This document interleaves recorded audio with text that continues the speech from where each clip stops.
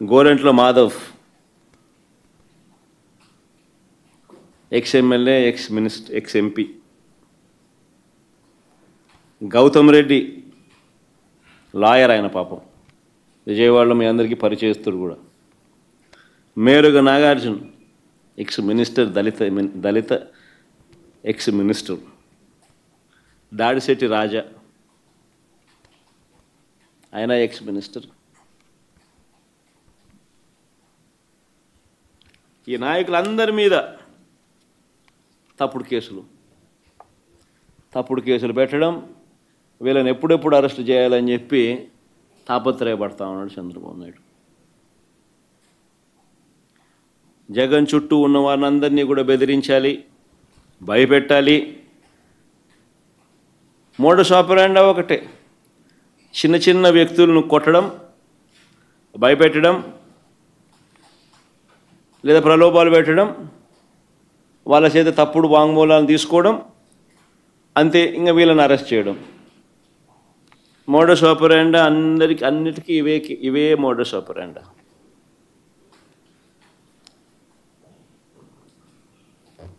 అన్నిటికీ same modus ఆపరాండి. Modus ఆపరాండి మాత్రం అన్నిటికీ సేమ్. చిన్న చిన్న వ్యక్తులను కొట్టడం, భయపెట్టడం, ప్రలోభాలు పెట్టడం, వాళ్ళతో స్టేట్మెంట్ తీసుకొని వీళ్ళని అరెస్ట్ చేసే కార్యక్రమం చేయడం. అన్ని తప్పుడు కేసులు, తప్పుడు ఆలోచనలు, తప్పుడు పనులు.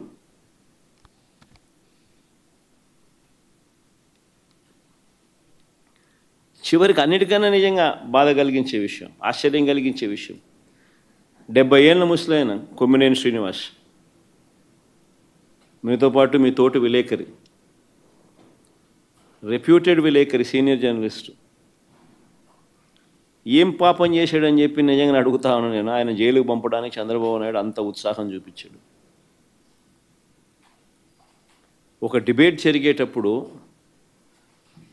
జరిగేటప్పుడు సహజంగానే కొంచెం అనుకూలంగా కొంతమంది మాట్లాడుతూ ఉంటారు, వ్యతిరేకంగా కొంతమంది మాట్లాడుతూ ఉంటారు. ఆ ప్యానలిస్ట్ మాట్లాడే మాటలకు యాంకర్కి ఏం సంబంధం? ఇది మినిమం లాజికల్ రీజనింగ్. అలాంటిది ఆయన తీసుకొచ్చినాడు, జైల్లో వేసినాడు. అఫ్కోర్స్ ఆయన మీద చంద్రబాబు నాయుడు కోపం ఎక్కువే అనుకో. ఇంతకుముందు ఆయన ఉద్యోగం కూడా ఊడగొట్టే దాంట్లో కూడా చంద్రబాబు నాయుడు పాత్ర చాలా క్రియాశీలక పాత్ర పోషించినాడు. అంతటితో ఇంకా సంతోషపడలే ఉద్యోగం పీకినందుకు. అప్పట్లో ఆయన జీవితం నాశనం చేయాలా, ఆయన పరువును తీయాలా, ఆయన జైల్లో పెట్టాలా. ఇంత దిక్కుమాలిన ఆలోచనలు చూడు ఇవన్నీ.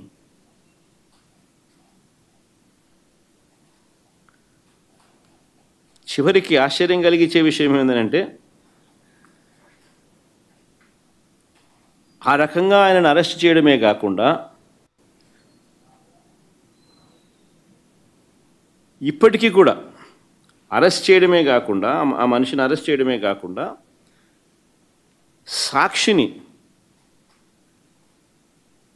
సాక్షి ఆస్తులను ధ్వంసం చేసే కార్యక్రమం ఆర్కెస్ట్రేటెడ్గా.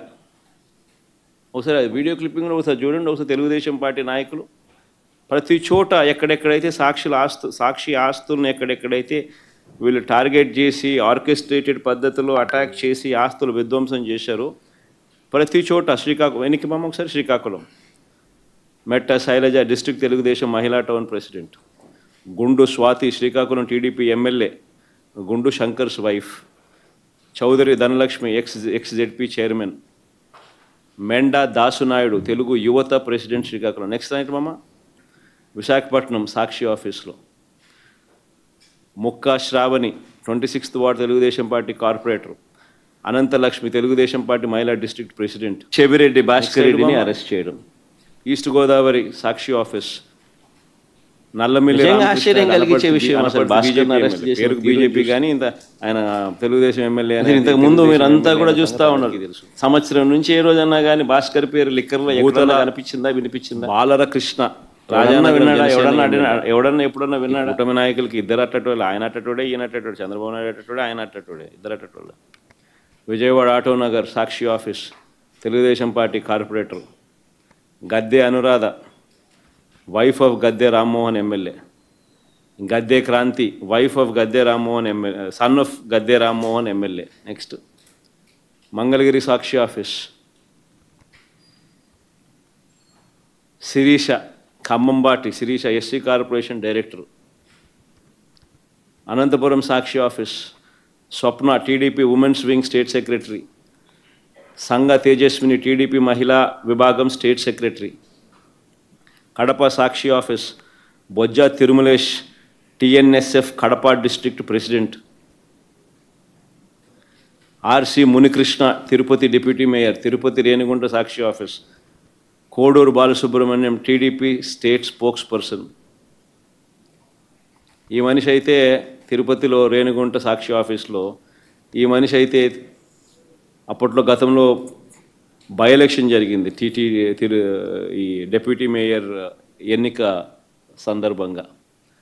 ఆ కార్పొరేటర్లను ఎత్తుకొని కిడ్నాప్ చేసే కార్యక్రమంలో పోలీసులతో కలిసి కిడ్నాప్ చేసే విషయంలో ఇన్వాల్వ్ అయిపోయి ఉన్న అదే మనిషే మళ్ళీ సాక్షి ఆఫీస్ను పగలగొట్టే కార్యక్రమంలో కూడా అంతే క్రియాశీలకంగా వ్యవహరిస్తూ ఉన్న ఫోటోలు. నెక్స్ట్ మా Nellore Sakshi K Revathi, Telugu Desam party Nellore city president. Next మా ఏలూరు సాక్షి ఆఫీస్ చింతల వెంకటరమణ, గ్రీన్ సారీలో, TDP district women's president. Next మా నేను అడుగుతా ఉన్నా, ఒక రాజకీయ పార్టీకి దగ్గరుండి ఆర్కెస్ట్రేటెడ్ పద్ధతిలో ఒక రాజకీయ పార్టీ ఆర్కెస్ట్రేటెడ్గా గవర్నమెంట్కు వ్యతిరేకంగా గలం విప్పుతూ ఉంది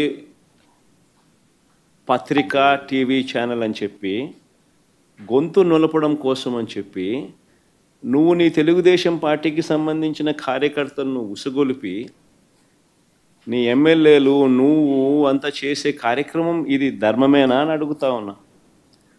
చివరికి సుప్రీంకోర్టు ఇదే కొమ్మినేని గారిని సుప్రీంకోర్టు, మామూలుగా సుప్రీంకోర్టు బెయిల్ అనేది అరెస్ట్ చేసిన వ్యక్తిని సుప్రీంకోర్టు బెయిల్ అనేది ఇవ్వదు.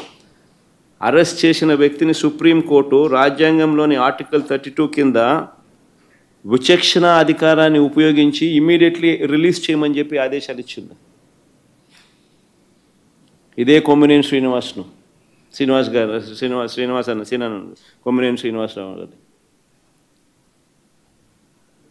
అంటే చంద్రబాబు నాయుడు గారు చెంప మీద ఇదొక చెంప చెల్లు అనిపించినట్టు కాదా? మరి అదే కేసులో సాక్షి కార్యాలయాలన్నీ ఈ మాదిరిగా తెలుగుదేశం పార్టీ కార్యకర్తలందరి చేత ఈ మాదిరిగా దగ్ధం చేస్తే దీనికి గవర్నమెంట్లో ఉన్న చంద్రబాబు నాయుడు బాధ్యుడు కాదా? మన సుప్రీంకోర్టు అక్కడ చేసింది తప్పు, కొమ్మినేని శ్రీనివాస్ని అరెస్ట్ చేసింది తప్పు అని చెప్పి వెంటనే విడుదల చేయమని చెప్పి విచక్షణాధికారిని